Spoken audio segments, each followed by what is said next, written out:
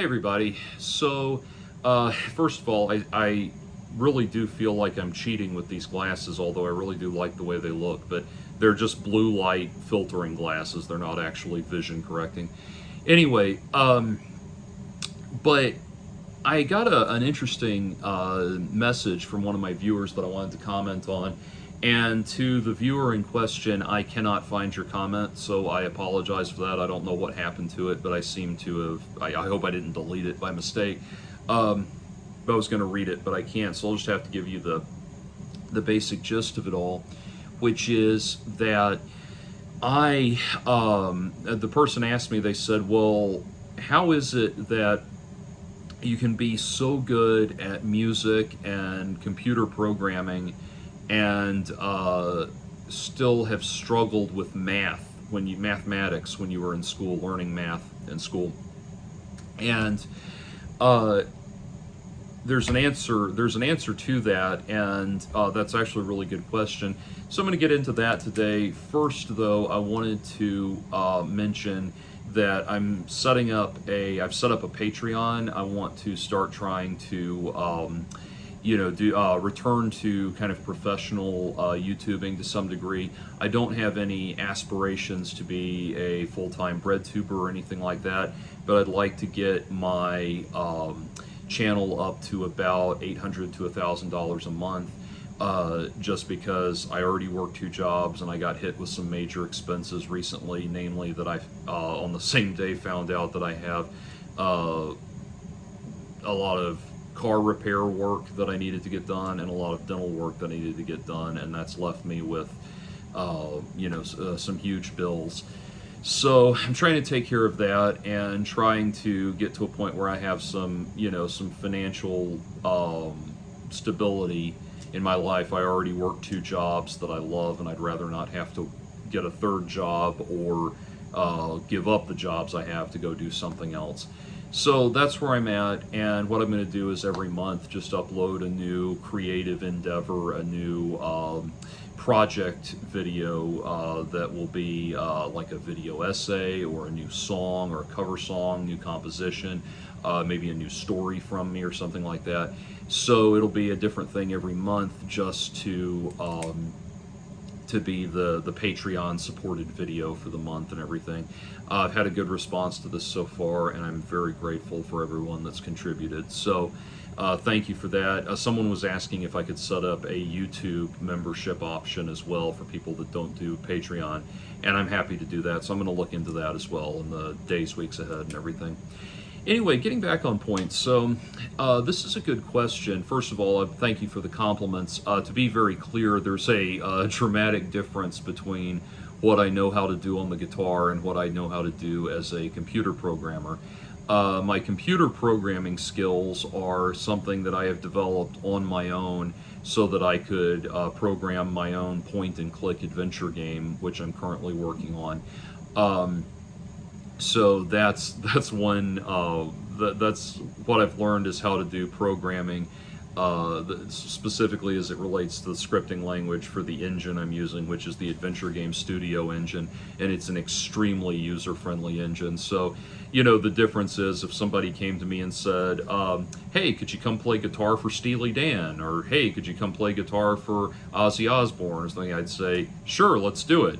Versus if somebody came to me and said, "Hey, could you write a missile defense computer program for this Cray 9 supercomputer?" I would say, "I know how to make items appear in the inventory." So anyway, I appreciate the kind words, but there's a dramatic difference between what I know how to do in programming a computer and what I know how to do in music. Anyway, so this is a good question, and the thing to come back to is that, autistic people struggle with abstract thinking. And while computer, programming and music are both things that make use of our mathematical capacity, it's not the mathematical capacity that is at stake. It's and understand there are other autistic people that excel in math. It's not unique. It's not, unique to one thing or the other, one way or the other. But the thing is, the learning difficulties the difficulty in learning, and someone like Thomas Henley, who really is up on the technology, the terminology of Asperger's and autism and all of that more so than me, would probably know what I'm talking about better. But the problem is, for learning difficulties in autism ultimately boil down to making the difficulties taking an abstract concept and making it concrete. And the thing about learning to program a game, or learning to write music or play the guitar, things like that, these are all concrete, literal concepts where we know what we're working towards. We know what it is we want to accomplish. We can put on a piece of music and say, I want to be able to play this piece of music, and a teacher can take that and say, okay, well, let's break that down to its constituent parts and get you started on learning the core fundamentals, and from there we'll build on that from there. And there's the whole process of learning music is taking abstract concepts and making them concrete. They become literal things that you're actually doing. Music is an act that we perform, a performative act. And so when we do music, we're taking the abstract and making it concrete, and the same thing is true of learning it. So let's say, for example, that you're teaching a kid to play drums, and you start them out playing snare patterns, and they're playing 1, 2, 3, 4, 1, 2, 3, 4, and you get them playing pretty good time. You get them in time where they can say, let's say they want to do 80 beats per minute. You get them comfortable doing 80 beats per minute quarter notes, just beat, beat, beat, beat, along with the metronome. And after a while, it comes time to teach them eighth notes. And that concept, you say, well, there's two eighth notes inside of one quarter note. So, instead of 1, 2, 3, 4, we're now doing 1 and 2 and 3 and 4 and. Now that concept seems a little abstract. So what you could do is you take the metronome and set it at 160, and you get them comfortable playing quarter notes at 160.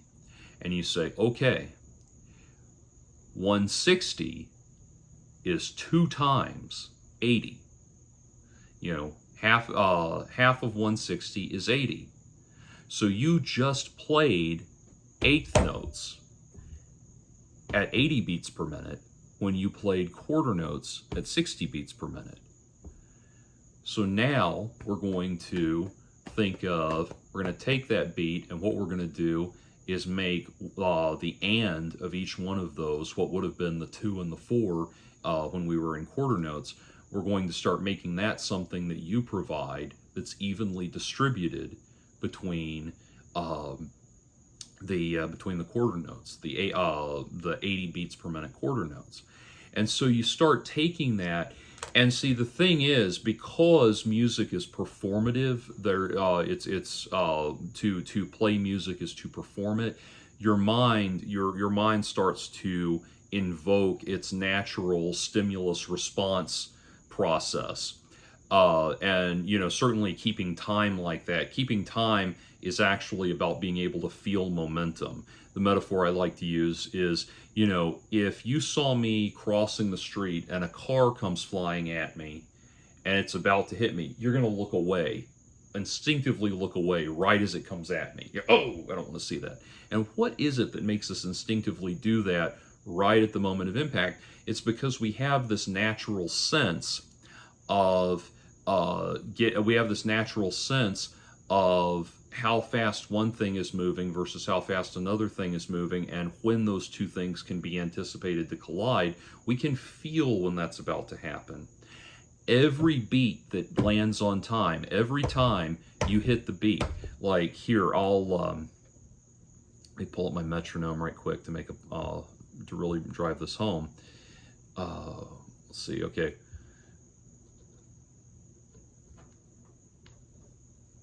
And it's not doing anything. Are my headphones turned on? No, they're not. Why is this not making sound? Make sound. Don't be dumb. Make sound.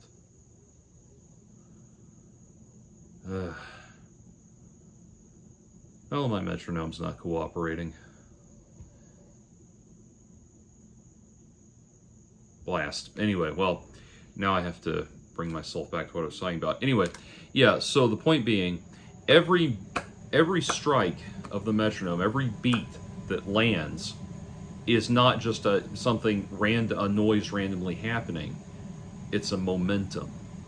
Think about it this way, if this is the beat, then, and we're clapping our hands on the beat, then the rhythm becomes not just getting our hands to land together, it becomes feeling the whole process of the distance we have to come back and out and back in to land on the beat. And so this abstract concept of a beat that remains consistent over time starts to make sense, because we realize the natural world, rhythm is a part of existence. The planets rotate at a specific tempo. They travel around each other, orbit one another at a certain tempo. And rhythm is, the rhythm of existence, of the seasons, rises and falls. And rhythm is a natural aspect of existence. And so you can take this abstract concept and make it concrete, make it reality. And the same thing is true of computer programming as well, with regards to what I'm trying to do with it, which is program a computer game. Like I said, it's like, someone said, write a database compiler in assembly language. I'd be like, But anyway, so bringing that back around to the concept of learning mathematics in school. So what I just described there, that is how you would convey an abstract concept in music education. But for mathematical education, the thing is, in mathematics, you start out with an abstract and it remains abstract. Think about it. If we say 2 + 2 = 4, that is a mathematically true statement. But it's still an abstract statement. It's not a literally true statement, because in order for it to be literally true, numbers don't exist in and of themselves. Numbers represent quantities of things. This is why we do word problems and that kind of thing. And if Billy has 5 apples, he eats 2 and gives 1 to Becky, how many does he have left? That kind of thing, making it literal, because numbers represent quantities of things. So mathematically, it is true that 2 + 2 = 4.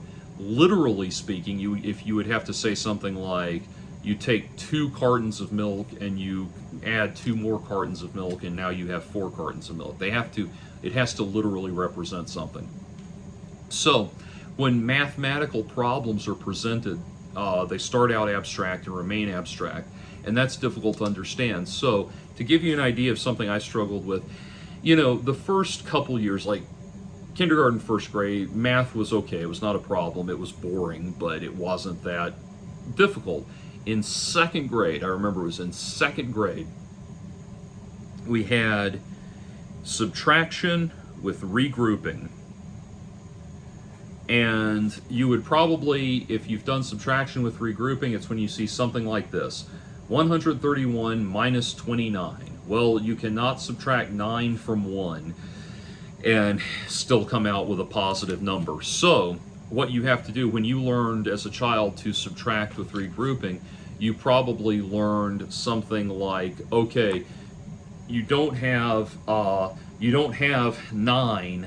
You can't subtract 9 from 1, so you have to take a number from the tens column, and so the 3 becomes 2 because you've taken a number from the tens column, and you put that in the ones column, and now 1 becomes 11, and you subtract 9 from 11, 9, 10, 11, and that's 3. So there's 3, and then 2 minus 2 is 0, bring down the 1, and you have 103. And now, don't get me wrong, as an adult, I understand that fine, but at the time, when I was presented with that as a kid, I cannot begin to tell you all of the weeping and sobbing and just pain that I went through as a kid trying to understand this, because it did not make sense to me. You take a number from the tens column, where's the 10? Like, like if there's a 10 right there.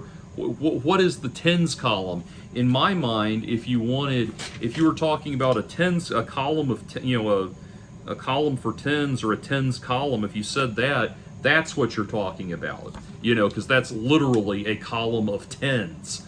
So that's that kind of terminology, and the way we try to teach children mathematics using algorithmic thinking like that was so complex for me to learn. What you're learning when they say things like that, you're learning algorithmic computational ideas, but you're not literally learning what's happening there, if that makes sense. Like, it's kind of like on guitar.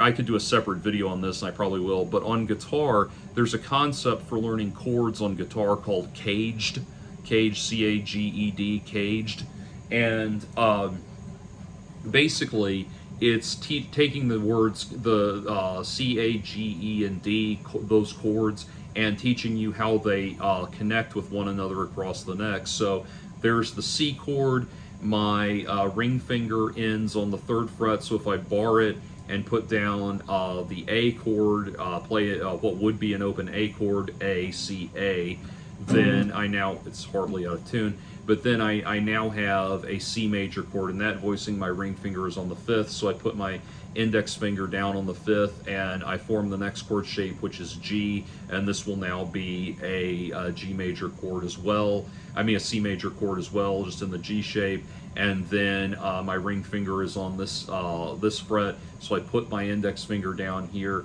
and I form my E chord right here, C-A-G-E. So here's my E chord right there, and that is now C major, and my ring finger is on the 10th fret, so I put my index finger on the 10th fret, and I bring, and the last chord is D, or the last one for caged is D, so I put this up here, and this is now a C chord, and all of that. That's caged, and that's that kind of algorithmic thinking that I absolutely reject. That's why I hate the cage system. I won't touch it, I won't use it. And I could go off, I could do a whole separate video on caged, but it's that kind of thinking. It's teaching you an algorithmic trick to get the end result. It's not teaching you the inner workings of why. And interestingly, as I say that, believe it or not, I'm actually opposed to Common Core curriculum, because now as an adult, despite all of the aggravation I had, like that statement, that abstract statement was one of just an endless litany of those abstract statements that made less and less sense to me as I went on, and I struggled all the way through. And I will tell you, to this day, long division, I cannot do long division, written out long division. But anyway, so I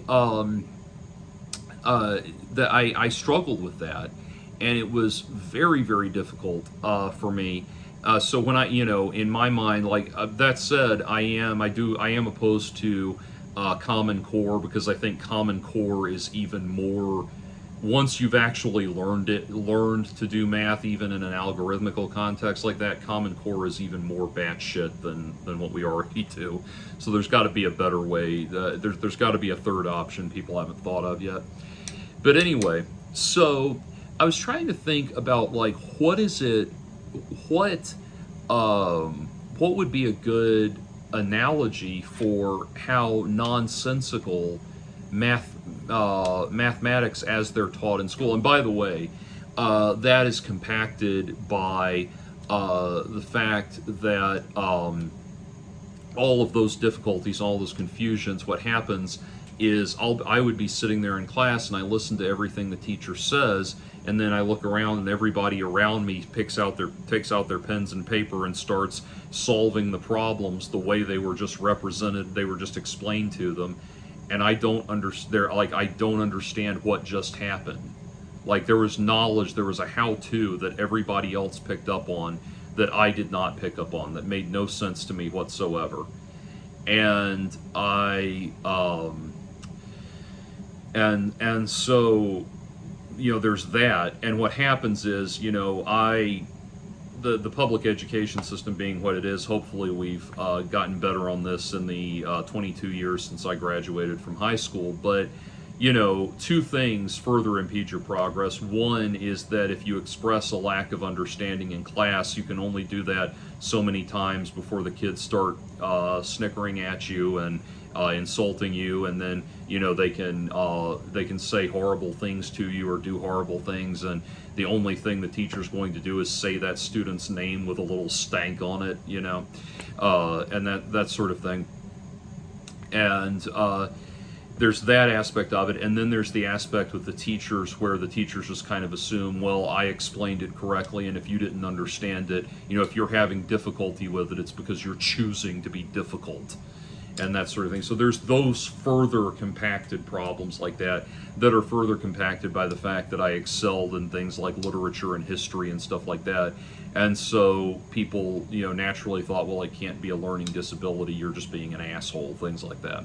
So there's all that. Now, I wanted to, as I was thinking about all of this, I wanted to talk about, I thought of something, I saw a video that really put it in perspective. I realized the struggles that I have to understand the abstract principles being discussed in math is similar to the difficulties I have with dating advice, these dating advice videos that we see on YouTube and everything. Now, so don't get me wrong, there's certain ones where it's very obvious that what they're advocating is reprehensible and wrong. And I've seen things like there was one thing I saw that was a book that I think it was like crowdfunded, and the crowdfunder was shut down before it could be made because it was reprehensible. But it was like this thing of like, this guy has instructions in the book on how to reverse engineer women's self-defense techniques so that they can't break free of you and stuff like that.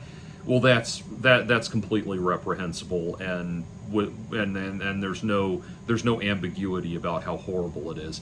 But then there's things that just seem absolutely nonsensical. And I happened to see this video from Mended Light, which Mended Light, if you don't know, is Jonathan Decker and his wife are both therapists, and and they have this channel where they discuss therapy-related concepts and stuff like that with an eye towards couples therapy because they're married and all of that.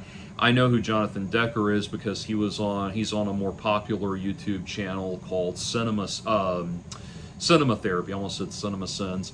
Cinema Therapy, where he and a film director named Alan Seawright sit and watch movies and analyze them from a psychological standpoint. I started out really loving this channel for a long time. It was one of my favorite channels on YouTube. I stopped watching for two reasons. One, because they've just become extremely smarmy over the years. I'm sorry, it's just there's a syrupy quality to them that's very off-putting for a cynic like me. And two, because I watched a couple videos they did where they talked about dissociative identity disorder, and they really are of the affirmative, they really do believe in the affirmative care model that, if someone says they're a this, then you affirm them as a this. And so in the case of dissociative identity disorder, they say that if a person says they have multiple personalities, you should accept that there literally are multiple people inside that body. And I'm sorry, that's not good. As someone who cares about mental health, that is not okay. That is absolutely not okay. That should never be the kind of the standard that we adopt. These are problems, and they are problems to be solved. And I'm sick of the very idea that you would say someone with dissociative identity disorder actually is multiple people in the same body. And no, that is actually what their position was. Anyway, but getting back to this video. So this video on Mended Light is called "What Does Real Love Feel Like?" And I watched it, and understand when I say this, I know that I'm wrong. And everybody else, normal people will be able to see this video and understand what they're trying to get across. But it's that thing I talked about where it's like you sit there and listen to all of the information and it still doesn't make any sense. Like I sat there and I took in all 10 minutes and 16 seconds of this video and it made no sense to me.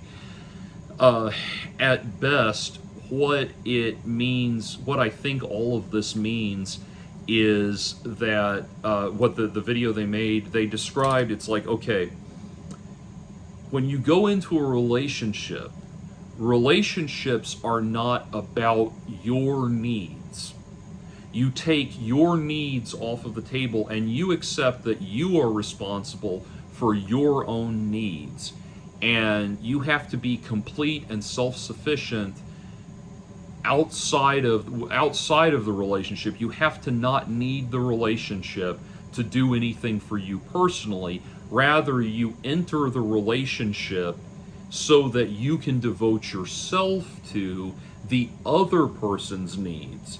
Now, they never addressed how in order for this to not be a toxic, giving tree type relationship, both people would have to not have any needs. But why?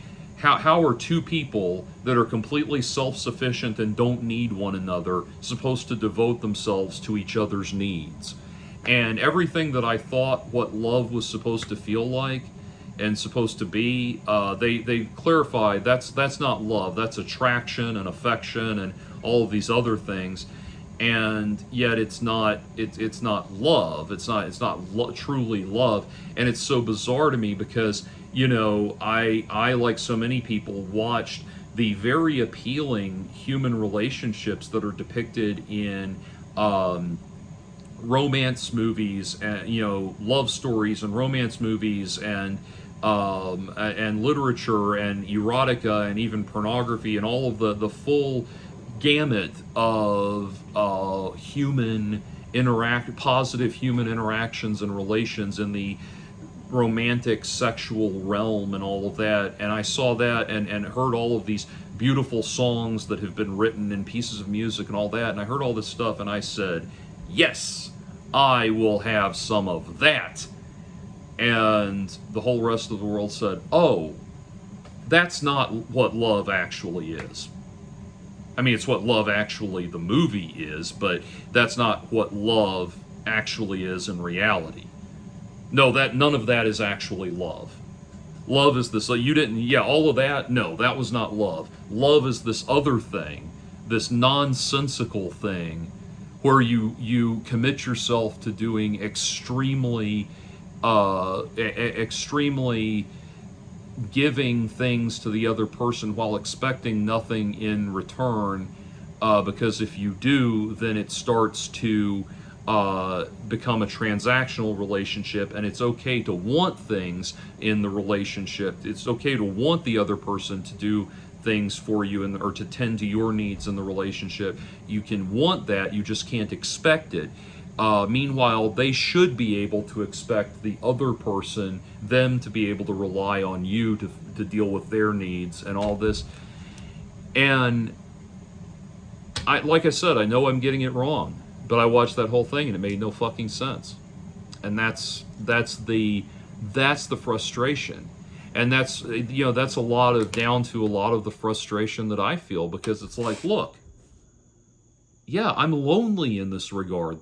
It hurts to be alone. I thought I could be, I can't, I'm sorry, I need this in my life. It's a need that I have, and I can't figure out what people are talking, like, they start at the beginning of the video, they say it's a missing, they say that the missing piece that Shel Silverstein describes in the book, The Missing Piece, that's not what love actually is. That's not what love is supposed to be, is not finding a missing piece. And it's like, but wait, it feels like there's something missing. There's a hollowness that I feel needs to be filled by another person. I have friends, platonic friends, but that's not the same thing, and family, but that's not the same thing as this particular type of relationship that I want, and indeed that I need. because there's emotional fulfillment that I can't get, emotional and physical fulfillment in this that I can't get anywhere else. And I need this and I want it, and I can't do that. If am I finding somebody that that fulfills that role in my life is not love. That's transactional. Love is finding somebody that doesn't need me and that I don't need, so that I can attend to their needs and expect nothing in return. You can understand why it becomes so nonsensical and frustrating. People have often told me that that dating and relationships, it's like playing the guitar, man, because they know I'm a guitarist. They think, okay, it's like playing the guitar, man. It doesn't, you play a wrong note, you just keep going and you just keep trying and keep practicing until you get it right. Okay, this guitar, I can play. Let me make the analogy for you, what it actually feels like. This guitar, I can play anytime I want, pending the sleep habits of my neighbors. I can play this anytime I want. I can sit down and practice. I can take a piece of music. I decide what piece of music I want to play. And I sit down and I practice until I've got it right. And I improve from there. And I can if I want to practice all day, I can. If I want to practice 2 minutes, I can. Whatever I want to put into it, I can put into it. And it's only about me and what I want. In order for pursuing relationships, dating, and all of that to be like practicing guitar, it's more like you go in the guitar store and if you've ever been in a guitar store, there's like they'll have a wall of guitars that has like, 2 or 3 rows to it of guitars. And there's maybe like 3 or 4 other people milling about trying out guitars, but there's going to be a wall full of guitars for you to try. Imagine you go in the guitar store and every single guitar is already being played by somebody. Then you see one guitar that's not being played and you go over and try to play it, and you find out very quickly that the reason nobody wants it is because it's not a functional guitar. It can't, it can't be played. And so you decide you're going to wait until a better option comes along, and somebody tells you, well, wait a minute. The other guitars are out of your league. You need to focus on that one. And, but you decide, I'm going to wait, and finally another guitar becomes a guitar you want to play, becomes available. So you take it down off the wall and you have an opportunity to play this guitar. So you play one note and the guitar leaps out of your hands and goes back up on the wall. What was that? And the retailer, the store employee says, well, you have to understand, it's not about what you want to play on the guitar. It's about finding the note that the guitar wants to play, to have played on it, and playing that note. Oh, okay, so what note does the guitar want to have played on it? Well, you can't you can't ask the guitar to tell you. You have to know. If you don't already know, then it means you don't care about the guitar and you hate the guitar. And it's like, okay, so it doesn't, the note I want to play doesn't matter at all. And it's like, no. You should find a guitar. What you need to try to do is find a guitar that wants to have one note played on, or have the note played on it that you want to play on it. It's like, okay, so it is kind of about what I want. No. You have to have a note you want to play on the guitar, but you have to want to play it on the guitar for the guitar's sake, not your sake. Okay, and so you pick up another guitar and play a different note, and it floats back up on the shelf, and you can't play it again, or on the rack, and you can't play it again. And finally you find a guitar. You find a guitar that you guess the right note on. You play the right note, and now it's working. And all of that. That's what it feels like. People are trying, and then you get 2 or 3 notes into the piece and the guitar disappears, because as soon as you played that one note, it realized what kind of person you really are. That kind of thing. And like the guitar, every note you play, the guitar is formulating opinions about you, that kind of thing. And I know that sounds kind of bizarre and ridiculous, but that's the reality of it. Now, the thing is, or the reality of what, or the more reasonable comparison would look like, but the thing is, I've had, in going back into actual relationships, I've had positive relationships with women. It's been there. And the thing is, when you actually do click with somebody, it does not. When I actually am clicked with somebody, on the occasions that's happened, I've never needed any of this shit. It's just been very mended light shit or anything like it. I've never felt, it's just felt natural and comfortable being with the person. Now, I'm currently single and have, unfortunately been single most of my life, but I've had these positive experiences here and there.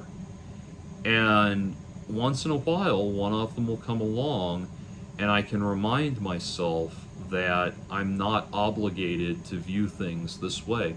Anyway, bringing it back around to the point though, so much of this advice that's out there like that's more what it's like.